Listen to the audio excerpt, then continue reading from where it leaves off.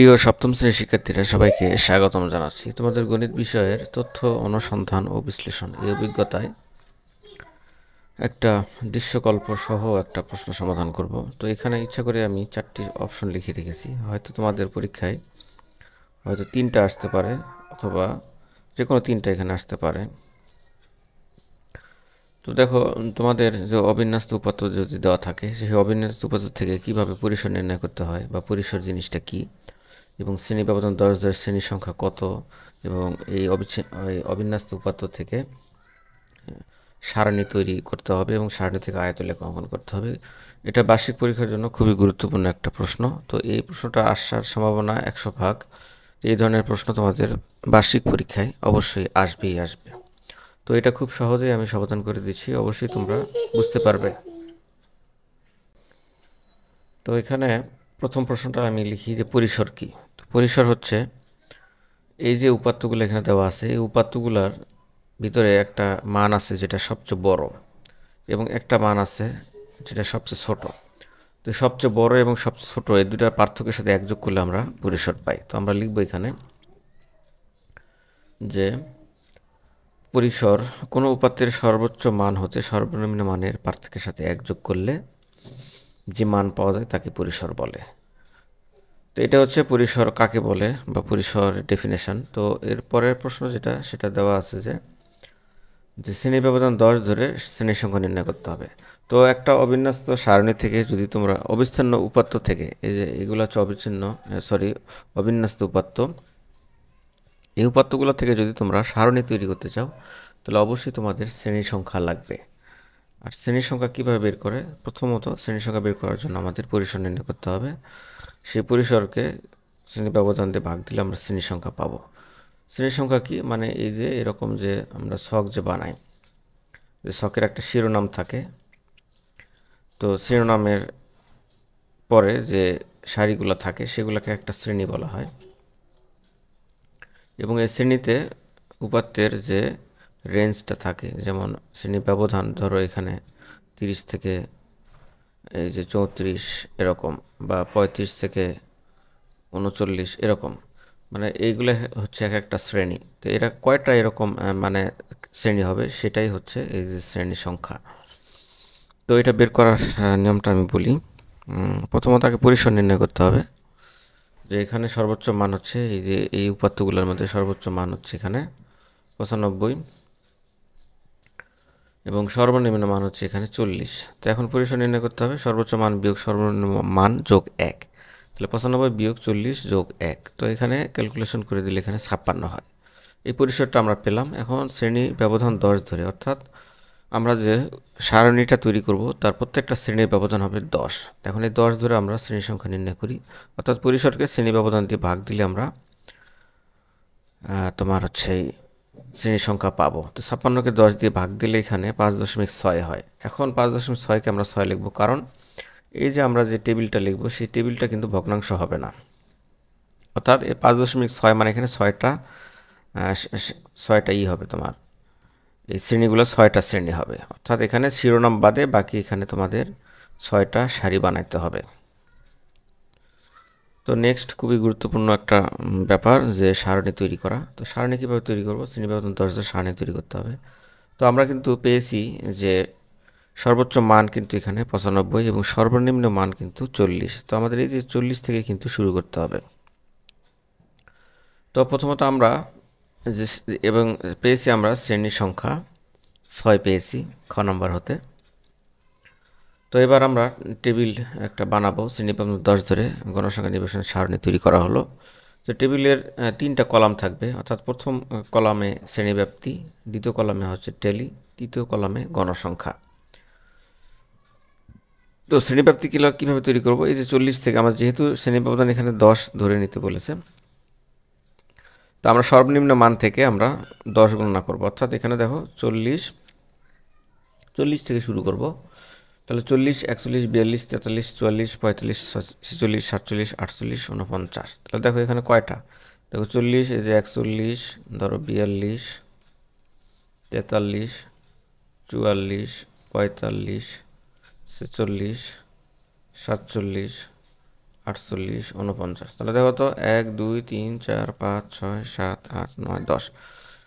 তো এইভাবে তোমাদের শুরু করতে হবে। এখানে বিভিন্ন সংখ্যা থাকতে পারে। যদি 5 ব্যবধান হয় তাহলে 5 ব্যবধান থেকে যদি হয় তাহলে 40, 41, 42, 43, 44 পর্যন্ত যাবে। অর্থাৎ তখন যদি প্রশ্নে যদি বলেই দেওয়া থাকে যে 5 শ্রেণী ব্যবধান নিতে হবে, তখন কিন্তু তোমাদের এখানে 40 থেকে কিন্তু 44 হতো।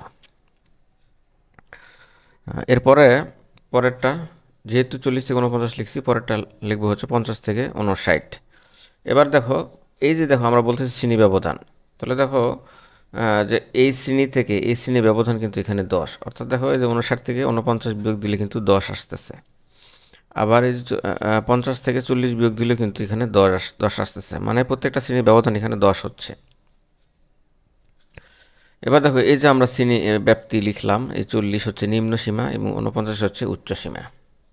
50 হচ্ছে নিম্ন সীমা, 59 হচ্ছে উচ্চ সীমা। তাহলে এরপরে হবে 60 থেকে, যেহেতু 59 পর্যন্ত এখানে লেখা হয়ে গেল, তাহলে এরপরে 60 থেকে আমাদের লিখবো 69, এরপরে লিখবো 70 থেকে 79, এরপরে হচ্ছে 80 থেকে 89, 90 থেকে 99। তাহলে দেখো এখানে কিন্তু সর্বোচ্চ কিন্তু 95 ছিল। এখানে আরেকটা সারি আমি লিখেছি, কারণ এখানে আমি মোট লিখবো, এই জন্য এই যে এখানে আমরা মোট লিখবো, এই জন্য এই সারিটা এখানে তৈরি করেছি। তো এবার আসো আমরা ট্যালি কীভাবে নির্ণয় করব। তাহলে দেখো প্রথম সংখ্যাটি কত, 75। তাহলে দেখো 75 কিন্তু এই যে 70 থেকে 79 এটার মধ্যে আছে, তাহলে এখানে একটা দাগ দেব। এরপর আছে 40, 40 এই যে প্রথম শ্রেণীতে। এরপরে হচ্ছে 52, 52 হচ্ছে দেখো এই যে এই শ্রেণীতে আছে, অর্থাৎ 50 থেকে 59-এর মধ্যে 52 পাওয়া যাবে। এরপর আছে 92, 92 যে একদম শেষে। এরপর আছে 87, 87 যে 80 থেকে 89 এর মধ্যেই আছে। এরপরে 43, 43 কিন্তু আবার এই যে প্রথম শ্রেণীতে। এরপরে 65, 65 কিন্তু এই যে 60 থেকে 59 এটার মধ্যে থাকবে। 79, 69টাও এটার মধ্যেই আছে। 73, 73টা এই যে এটাতে। 81, 81টা এই যে এখানে। 95, এই যে 90 থেকে 99-এর মধ্যে 95 পাওয়া যাবে। এরপরে হচ্ছে 52, 52 যে দ্বিতীয় শ্রেণীতে। 66, 66 এই যে দেখো তৃতীয় শ্রেণীতে পাওয়া যাবে, কারণ এই যে 60 থেকে 59-এর মধ্যে 66 আছে। 82, 82 আবার এই যে এই শ্রেণীতে পাওয়া যাবে। 89, 89 এই শ্রেণীতেই আছে। 56, 56 এই যে শ্রেণীতে। 47 এই যে প্রথম শ্রেণীতে। 69 এই যে এই শ্রেণীতে। 57, 57 এই শ্রেণীতে। 73, 73 কিন্তু এই যে এই শ্রেণীতে পাওয়া যাবে। 84, 84 কিন্তু 80 থেকে 89, যেহেতু কি 4টা হয়ে গেছে, এখন আমাদের এই যে এভাবে একটা বাঁকা করে এরকম আড়াআড়িভাবে দাগ দিতে হবে। এরপরে 91, 91 এই যে এই শ্রেণীতে। 77 এই শ্রেণীতে। 70 থেকে 79 এই শ্রেণীতে আছে 77। এরপরে 50, 50 আবার এই যে এই শ্রেণীতে, এখানে 4টা আছে, একটা এরকম বাঁকা করে একটা দাগ দিতে হবে। এরপরে 62, 60 থেকে 69 এটার মধ্যে, এটা এখানেও এরকম করে দিতে হবে। তো আমাদের সব ট্যালি লেখা শেষ। এবার গণসংখ্যা এখানে প্রথমটায় 3, পরে 5, আবার 5, আবার 4, আবার হচ্ছে 5, আবার 3। তো এইগুলো আমরা এভাবে আমরা লিখব। এখানেও 5, এরপরে 4, এরপরে 5, এরপরে আবার 3। তো মোট এখানে যোগ করে দিলে এখানে হচ্ছে 25, অর্থাৎ 25টা উপাত্ত এখানে আছে। তো এটা একটু খেয়াল রাখবা যে ট্যালি করার পর গণসংখ্যা যোগ করে 25 বা যে কটা উপাত্ত দেওয়া আছে সেগুলো যোগ করে যেন এখানে তাই আসে, নাহলে কিন্তু তোমাদের ভুল হয়ে যাবে। তো সারণী তৈরি করা শেষ। এবার সারণী থেকে আমাদের আয়তলেখ অঙ্কন করতে হবে। তো সারণী থেকে কীভাবে আয়তলেখ অঙ্কন করবা, দেখো আরেকটা সারণী তৈরি করতে হবে, যেটা আগে থেকে দেওয়া আছে, এটা আগে থেকে দেওয়া থাকবে। প্রকৃত শ্রেণীব্যাপ্তি তৈরি করতে হবে। আর প্রকৃত শ্রেণীব্যাপ্তি তৈরি করার নিয়ম হচ্ছে এই নিম্ন সীমা থেকে 0.5 বিয়োগ করতে হবে, অর্থাৎ 40 বিয়োগ 0.5, তাহলে হচ্ছে 39.5। আর এই যে উচ্চ সীমার যেটা, সেটার সাথে 0.5 যোগ করতে হবে। এই যে 0.5 যদি যোগ করে দিলে এটা হচ্ছে 0.5, 0.5 যোগ করে দিলে 49.5 এরকম।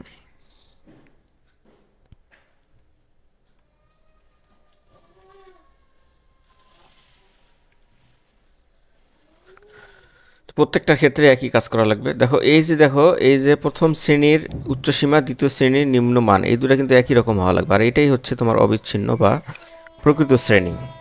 অবিচ্ছিন্ন শ্রেণীর সীমা তৈরি করতে হয়। অবিচ্ছিন্ন মানে কোনো স্পেস থাকবে না, অর্থাৎ এইভাবে প্রত্যেকটা দেখো এই যে উচ্চ সীমা আর এই যে নিম্ন সীমা, এই দুটা কিন্তু একই রকম হইতে হবে। শ্রেণী ব্যবধান এখানে 10ই থাকবে। তো আয়তলেখ অঙ্কন করার জন্য প্রকৃত শ্রেণী ব্যাপ্তি আমাদের প্রয়োজন হবে। এটা তৈরি করার পর আমরা একটা ছক কাগজ নেব। তোমরা এই যে ছক কাগজ জানো, গ্রাফ পেপার বলে এটাকে।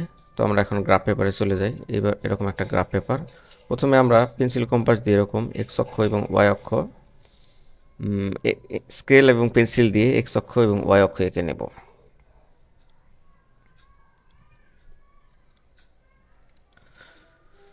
তাহলে দেখো এটাকে আমরা এক্স অক্ষ বলবো।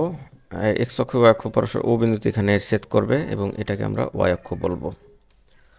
তো এক্স অক্ষের দিকে প্রকৃত শ্রেণীর ব্যাপ্তি থাকবে এবং ওয়াই অক্ষের দিকে এখানে গণসংখ্যা থাকবে। তো প্রথম দেখো এখানে গ্রাফ কাগজের বৈশিষ্ট্য হলো, দেখো ক্ষুদ্র ক্ষুদ্র বর্গাকার ঘর আছে, যে প্রথম যেরকম এই যে দেখো 1 2 3 4 5, 5টা ঘর পর কিন্তু একটা মোটা দাগ থাকে।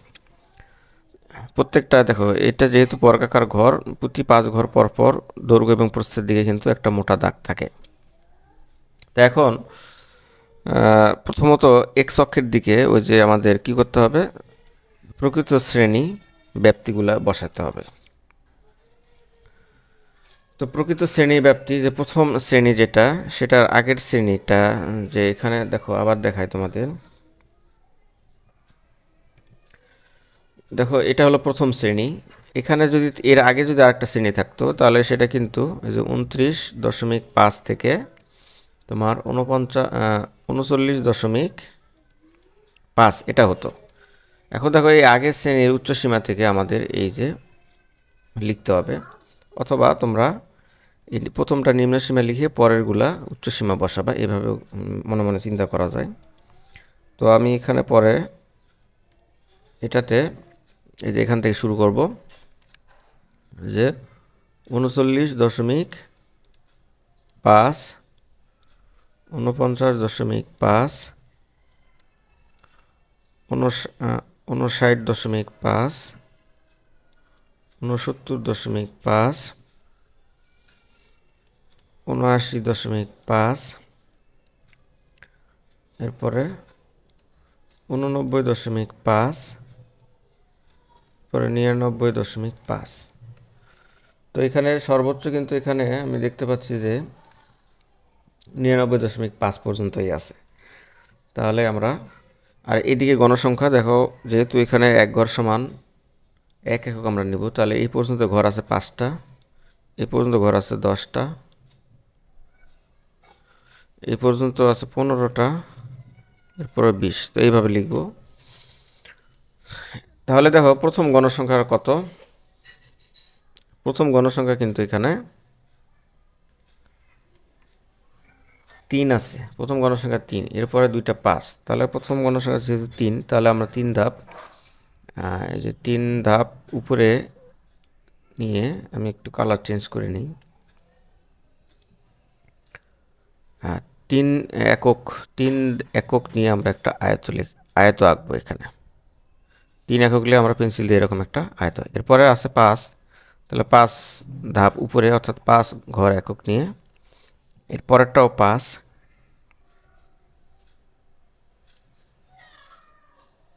এরকমভাবে সুন্দর করে আয়ত আঁকতে হবে। তাহলে এরপরে 4 5 আবার 3, তো 4 5 আবার 3, তাহলে 4 ধাপ, এই যে পর্যন্ত 4 আবার 5, আবার এখানে শেষেরটা হচ্ছে 3 একক। তাহলে দেখো এটাই হচ্ছে একটা আয়ত। তো এভাবে আয়ত আঁকার পর শেষে তোমরা একটু হালকা করে রং করে দেবে, এইভাবে হালকা করে রং করে দিতে হবে। রং না করে দিলেও সমস্যা নাই, এইভাবে হালকা করে তোমরা পেন্সিল দিয়ে একটু কালার করে দিলা।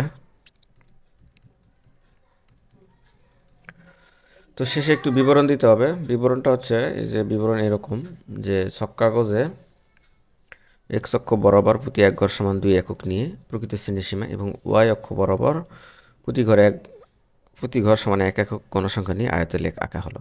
অর্থাৎ আমরা যে এক্স অক্ষের দিকে আমরা যে এখানে যে ঘরগুলো ছিল কিন্তু 5টা ঘর ছিল, কিন্তু শ্রেণী ব্যবধান কিন্তু এখানে ছিল তোমার হচ্ছে কিন্তু 10, কিন্তু ঘর আছে কিন্তু এখানে 5টা। এই জন্য বলেছে প্রতি এক ঘর সমান আমরা 2 একক নিই, অর্থাৎ 1 গেলেই 2, 2 গেলে 4, 4 গেলে এরকম 8, এরকম 5 গেলে 10, অর্থাৎ এক ঘর সমান 2 একক নিয়ে আমাদের প্রকৃত শ্রেণীসীমা এবং ওয়াই অক্ষ বরাবর প্রতি এক ঘর সমান 1 একক নিয়ে গণসংখ্যা আয়তলেখ আঁকা হলো। তো এইভাবে তোমরা পরীক্ষায় লিখতে পারবা।